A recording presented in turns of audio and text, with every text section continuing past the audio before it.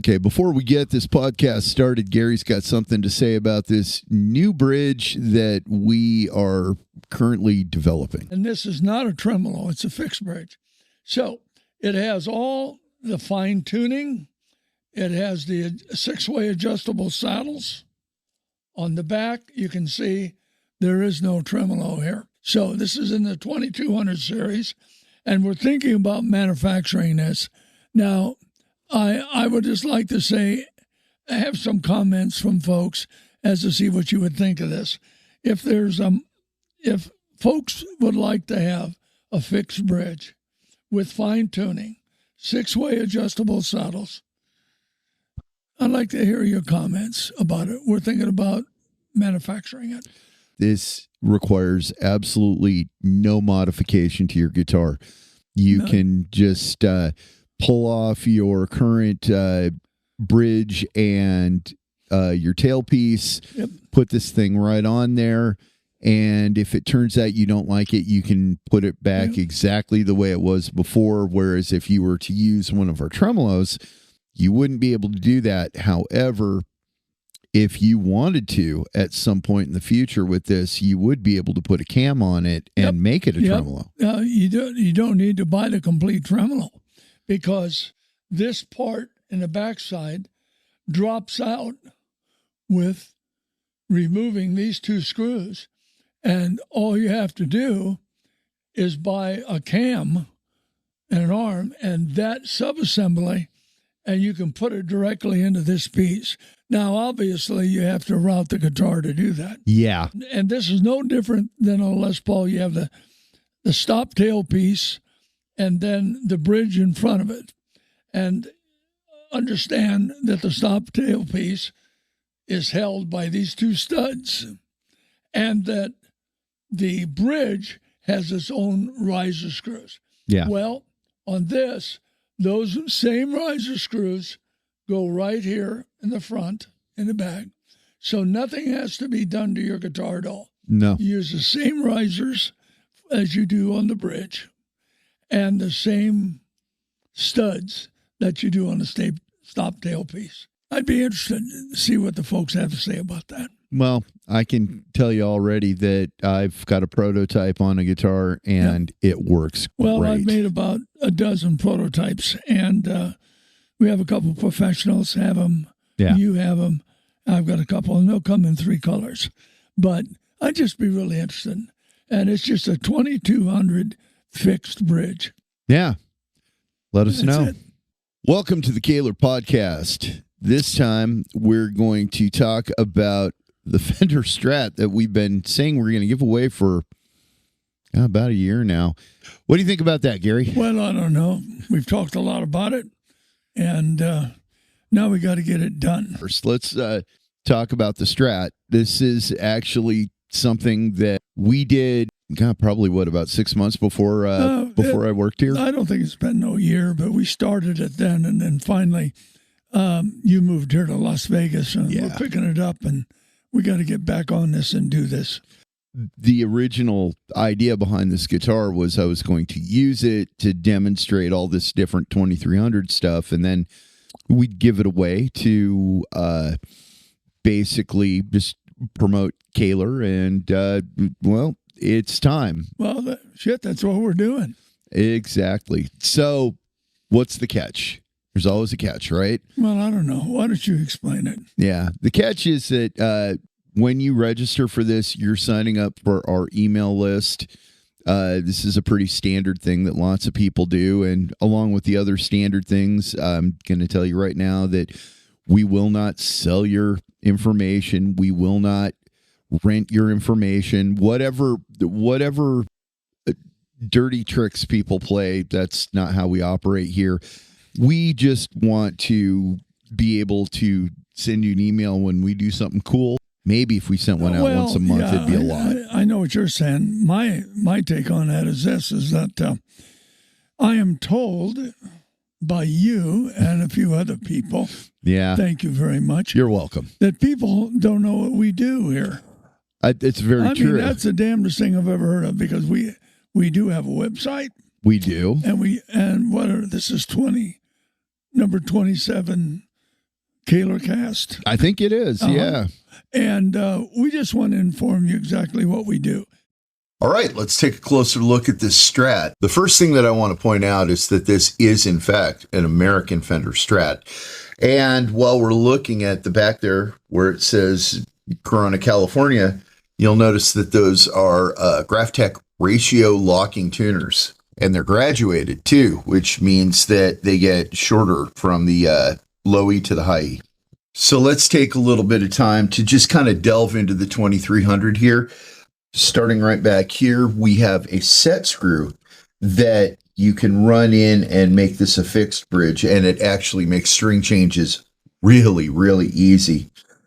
Fine tuners, as we all know, yeah, fine tuners, got it. I have the clutch. The clutch is here for this arm, although you can put another arm in here, palm lever, what have you. And there's a clutch for that one right there. The clutch is set to where the arm will just stay, but it's not hard to move.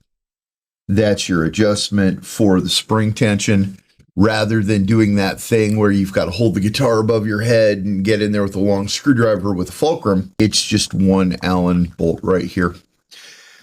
The rollers never lose contact with the strings, so the harmonic breakup is different than a fulcrum. And I'm not saying Floyd Rose, I'm saying fulcrum, because our fulcrums are fulcrums like everybody else's. They don't do what the rollers do. You can change the rollers from brass to Teflon glass to steel, whatever you want. The cam can also be changed from brass to steel to aluminum, should you so desire. These saddles can be radiused easily from this screw. The intonation adjustment is right here, and you can even do string spacing with this one right here. Cool thing about this too is that no matter how hard you put your hand down here in palm mute, you will not bend this thing out of tune, because the bendy part is separate from the stringy part. So those are the highlights of the 2300. Let's move on now, and we'll just kind of go up the guitar. We've got a pure tone jack right here. The thing is shielded. CTS pots under these knobs right here. And this special switch is part of the pickup switching system that we'll get into in a bit. Something that is important to note, though, is that these are true single coil pickups. They're not stacked hum cancelers or anything like that, but they are coil tappable. Now, if you're unsure of what coil tappable means, here's a short explanation. Remember, we've got one wire, and we start, and we go wrap, wrap, wrap, wrap, wrap, wrap, wrap, and then we come out here to what would be our finish. But in this case, it's a tap. And the reason why is because we get a whole another wire, and we go wrap, wrap, wrap, wrap, wrap, wrap, wrap, wrap, wrap, and there's our finish. So what we're doing when we coil tap is we are tapping into the smaller amount of coils around the magnets. And I'm going to prove it to you right now. Check this out. This is a coil tappable single coil pickup. It's quite a beast, I can assure you. We're going to hook up our common to the black. And now we're going to hook up our hot to the red. And we get an output of 7.38, which is a nice, respectable, kind of a vintagey sort of single coil output. But that is the tap. Now, if we go for the full output, we're not connecting these wires. They're already connected around the coil. All we're going to do is just change that one. Look at that output. That is monstrous. Kind of looks like a bit of a jumbled mess, but in reality, that's not so bad. This is a little thing right here that I like to do. Ever since I saw this with Strandberg, where they had some shielding tape under the thing, I like to put shielding tape there and then pin it down. Pin it down with more tape. There it is.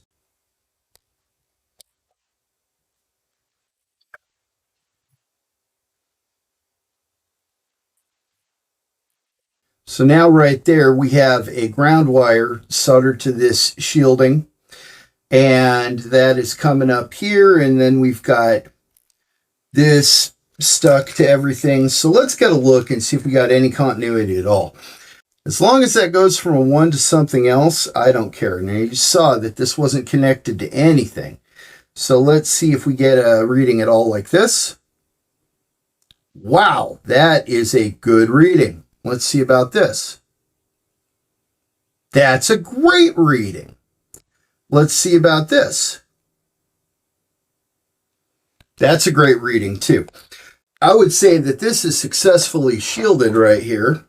So starting in the bridge position, tapped, we have 6.8 k ohms. Now once we flip this to full, it's 12.9. When we get here to one of our in-between positions that gives us that whole stratty kind of vibe, in parallel, it's 3.4 k ohms. Full output is 6.5. Middle only is 6.7 tapped, but 12.6 full. In our last in-between position, these two in parallel, we have 3.4 tapped and 6.5 full. And lastly, the neck right here, we have 6.8 tapped and 12.8 full.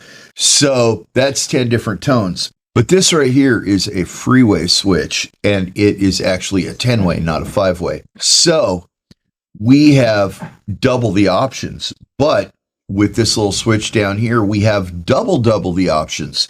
So instead of being a regular 5-way Strat, this is a 20-way Strat. Let's go through the other ones. Okay, so I'm just going to click this up. For those of you that missed it, here we are. See it click? So in this position, it's these two in series. So kind of bridge humbucker kind of sound. This is reverse wound, reverse polarity, and because it will in fact buck the hum. With these two in series, tapped, it's 13.3. But if we go full output, it's going to jump to a monstrous 24.4. Once again, humbucker's got a fuller sound than a single coil, and that full output is going to be even fuller. So this is extremely bassy right here, and it'll really drive the hell out of the amp. The next one is all three in parallel. It's a really unique sound, kind of quacky, kind of disco funk a little. Works well with a wah-wah. It's a super low output, 2.3. We go full, 4.4. The next position is these two in series. Now these two in series is the 4-way tele mod, and tap the output is 13.4, full 24.6. The next position is these two in parallel, which is the in-between for a Telecaster. And our output is 3.5. But if we go with the full output and how overwound these things are, they kind of have a P90-ish quality to them, and it can sound a little like a Les Paul Jr. Not exactly, though. You know, scale length and all this other stuff, it does make a difference. Out of all the things people will argue, I will argue that scale length actually does make a difference. So these two with the full output is 6.6 k ohms. Next is these two in series, effectively neck humbucker. Remember, reverse wound, reverse polarity in the middle here, so it will buck the hum. Now, our tapped output is 13.3. Full output, 24.4. That is a lot. And for these humbucker things, you might find that the full output is too much. You know, when you're 13, that's kind of in between what we're used to. You know, it's kind of like in between a JB and a Jazz. When you get up to 24, that's just a massive amount of output, and it can really overdrive things. But if you're sitting there chugging along doing something in a rhythm and then you go to do your solo, we can all experience that volume dropout. That's a good time to flip that switch and really drive this thing out. One last little thing that I want to say about this guitar is that it's fully shielded. So even though these are true single coils and not stacked hum cancelers or something of that nature, the single coils are susceptible to that 60 cycle hum unless we have it in one of these series combinations. But with the shielding that I did, it will be as quiet as it can be. And another thing I like to do is leave that bridge pickup as wide open as possible. So this tone knob with a 0.047 orange drop capacitor is wired directly to this pickup, to where the neck pickup has to be in the circuit in order for the tone knob to work. That's easily changeable, but it's cool if you roll off a little bit of your highs and then you're sitting there wailing on the bridge humbucker, and then you flip it up here and you start soloing and you've got it a little warmer. You know, all these words that don't describe sound that we use anyway. So it's an attempt to make the neck more necky and the bridge more bridgy. So that's the guitar. I want to wish all of you the best of luck in getting this thing. One lucky person is going to be really, really happy. But everybody who signs up can download the PDF that I wrote here at Kahler, 6 steps to make your guitar or bass play great. And it goes through everything, and it is not bridge specific. If you've got Floyd Rose, a Paul Reed Smith, a Les Paul, whatever kind of bridge, it's all applicable. And there'll even be a video series on that one too, so that you've got the guide and you can also watch me do it right here. So that's it for now. I've been Eddie Kernan, signing off for Gary Kahler as well. See you next week.